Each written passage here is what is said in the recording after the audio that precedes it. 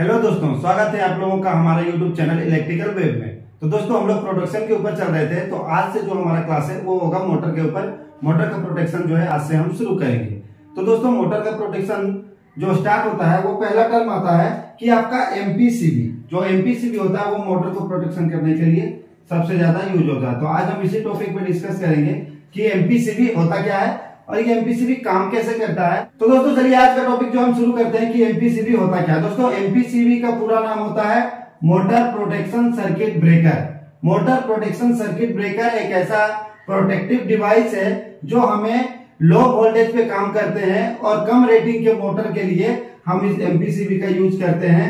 घर में भी आप यूज कर सकते हैं, as well as industry line में जो है इसे यूज किया जा सकता है। तो दोस्तों एमपीसीबी जो सबसे पहले हो गया वो 1000 वोल्ट के अंदर, इसी वोल्ट के अंदर जो है हम एमपीसीबी यूज करते हैं। और दूसरा जो है वो होता है हमारा मोटर का किलोवाट देखते हुए। तो हम जो है अप टू 5.5 किलोवाट तक जो है एमपीसीबी लगाते हैं, उसके बाद एमपीसीबी नहीं लगाते हैं।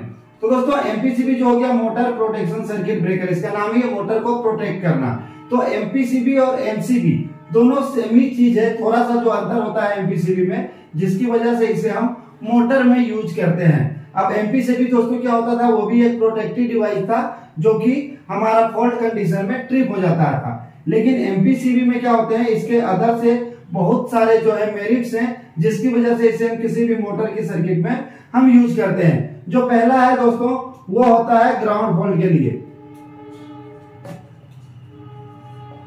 ग्राउंड फॉल्ट जो होता है दोस्तों वो दो टाइप का हो सकता है। एक जो होता है फेज टू फेज फॉल्ट, यानी फेज जो है वो अगर फेज में टच कर रहा है हमारा, और दूसरा है phase two ground fault. Suppose दोस्तों आपका मोटर जो चल रहा है आर वाई बी, इसके तीनों टर्मिनल लगे हैं, और आर और वाई आपस में अगर शॉर्ट कर जाए या वाई और बी आपस में अगर शॉर्ट कर जाए तो एमपीसीबी क्या हो जाएगा, ऑटोमेटिक जो है वो ट्रिप हो जाएगा।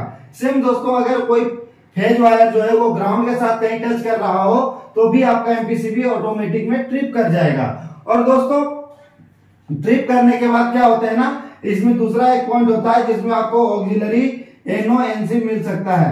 एनओएनसी मिल जाता है जो आप ट्रिप को जो है अलार्म के रूप में या दूसरा कोई इंटरलॉक, फ्यूचर इंटरलॉक के रूप में इसके जो दो कॉन्टेक्ट मिल जाते हैं, एक मिल जाता है एनओ और एक मिल जाता है एनसी। दो कॉन्टेक्ट मिल जाते हैं जिससे आप आसानी से काम कर सकते हैं। तीसरा दोस्तों इसका यह है कि इसमें वेरिएबल करंट आप सेट कर सकते हैं। आपको करंट रेटिंग सपोज कीजिए कि किसी भी मोटर का जो रेटिंग है वो है 1.5 एम्पियर के आसपास, वो फुल लोड एम्पियर है किसी मोटर का। तो इसमें क्या होता है, जो एमपीसीबी होती है उसमें आप देखेंगे कि उसमें क्या होता है, एक वेरिएबल इस टाइप करके सेटिंग करने का एक ये फंडा रहता है, जो यहाँ पे सपोज कीजिए 0.6 से लेके 1.6 तक का एक रेटिंग वाला एमपीसीबी अगर हम यहाँ लगा देंगे तो इसे हम सेट कर सकते हैं कि 1 एम्पियर रखना है, 1.2 रखना है या उससे कम रखना है। तो जो भी है आप एमपीसीबी में इसमें क्या होता है, वेरिएबल करंट सेटिंग जो है आपको आसानी से मिल जा सकती है।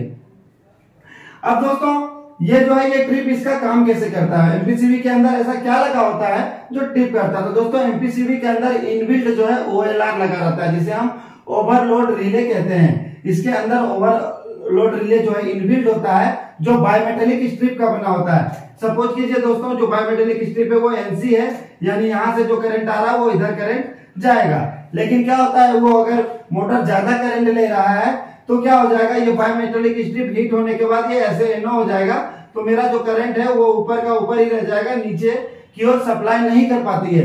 तो इसमें बायोमेटेलिक स्ट्रिप का ओवरलोड जो है वो इनबिल्ट होता है। इसका चौथा जो ये है दोस्तों मेरिट, ये है कि ये सिंगल फेजिंग होने से मोटर को रोकता है। सपोज कीजिए कि आपका जो मोटर है वो आरवाई भी कंटिन्यू उसको वापस मिल रहा है, सडनली किसी फेज में प्रॉब्लम आ जाए जिसकी वजह से एक फेज मिसिंग हो जाए या दो फेज मिसिंग हो जाए, उस समय भी ये क्या करेगा, एमपीसीबी जो है ऑटोमेटिक जो है वो ट्रिप करा देगा और आपकी मोटर जो है वो बच जाएगी। अब पांचवा जो है दोस्तों वो है इसका ओवरलोड।